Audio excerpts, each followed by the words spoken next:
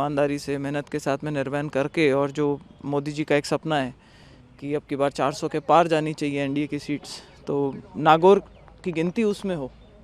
मेरा आने वाले 50-60 दिनों में जो भी कदम होगा वो उस दिशा में होगा कि नागौर की सीट भारी मतों से भारतीय जनता पार्टी के झोली में जाए।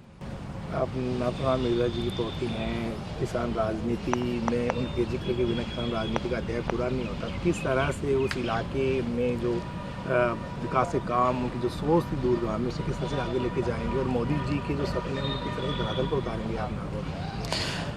देखिए, ये तो एक तय बात है कि पार्टी का जिस तरीके का हमारा बीजेपी का जो एजेंडा है, वो मोदी जी, मतलब कोई आदमी माइक पे खड़ा होकर ये नहीं कह सकता कि ये मेरी गारंटी है। और मोदी जी ने ये एक नई दिशा दी है, और मतलब जितने कॉन्फिडेंस से वो बोलते हैं, तो उन्हीं के पार्टी के सभी जो नेता हैं, कार्यकर्ता हैं, उन सबको इतना कॉन्फिडेंस रहता है कि हम लोगों के बीच में जा कर के जो मोदी जी कहते हैं तो हम ये वादा कर सकते हैं वहाँ पे। क्योंकि जनरली पार्टियां क्या करती है, वादा करती हैं और उसके बाद में उसको निभाती नहीं है, तो उड़ाने लेने वाला काम हो जाता है। तो मोदी जी के साथ में वो चीज़ नहीं है, और हम भी जा कर के और मतलब बहुत कॉन्फिडेंस के साथ में कह सकते हैं कि भाई जो पार्टी आप लोगों से वादा कर रही है उसको निभाएगी, ये उनकी गारंटी है।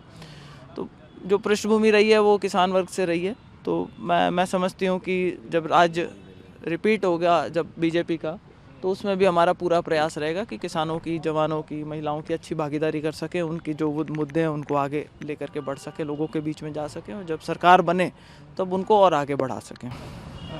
आपको हराने के लिए सारे लोग एकजुट हो जाते हैं, फिर साजिश से षड्यंत्र होंगे। किस तरह से ज्योति मिर्जा मुकाबला करेगी? देखिए, तो राजनीति का मुझे लगता है कि एक हिस्सा है। लोग यहाँ पे कोलैबोरेट करने की बजाय ज़्यादा इसको कॉम्पिटिटिव समझने लग गए।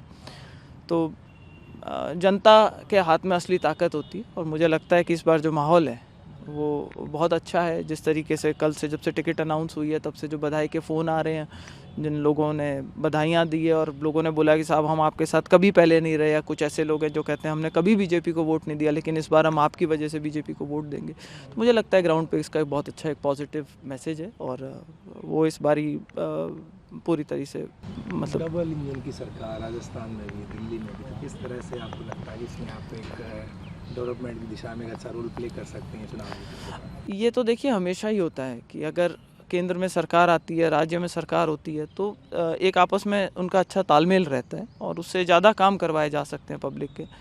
तो लोगों को भी ये विश्वास है, भारतीय जनता पार्टी की सरकार बनी, पूरी बहुमत के साथ में बनी, तो अब लोगों का वैसे भी मोदी जी के प्रति तो विशेष लगाव रहता है कि भाई अगर नीचे सरकार कोई और भी बन रही होती है तो भी कहते हैं भाई ऊपर तो देश में मोदी जी सबसे बढ़िया हैं। तो मुझे नहीं लगता कि इसमें कोई कुछ किंतु परंतु वाला मुद्दा है। जो होगा अच्छा ही होगा। पूर्ण बहुमत के साथ बीजेपी आएगी।